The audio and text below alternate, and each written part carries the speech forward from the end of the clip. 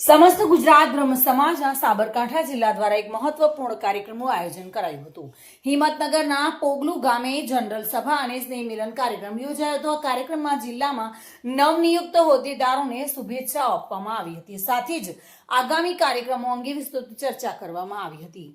કાર્યક્રમમાં સંસ્થાના અનેક મહત્વના પદાધિકારીઓ ઉપસ્થિત રહ્યા હતા। મુખ્ય કન્વીનર ડોક્ટર યજ્ઞેશભાઈ દવે, પ્રમુખ અશ્વિનભાઈ ત્રિવેદી અને મહામંત્રી દિનેશભાઈ રાવલે હાજરી આપી હતી।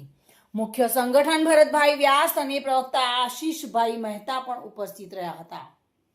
આ કાર્યક્રમની શોભા વધારવા મુખ્ય કોર કમિટી સભ્ય અતુલભાઈ દીક્ષિત અને ડામરજી રાજગોર પણ પધાર્યા હતા। જોકે સમસ્ત ગુજરાત બ્રહ્મ સમાજના ઉપપ્રમુખ ગિરીશભાઈ ત્રિવેદી સુરતથી ખાસ ઉપસ્થિત રહ્યા હતા।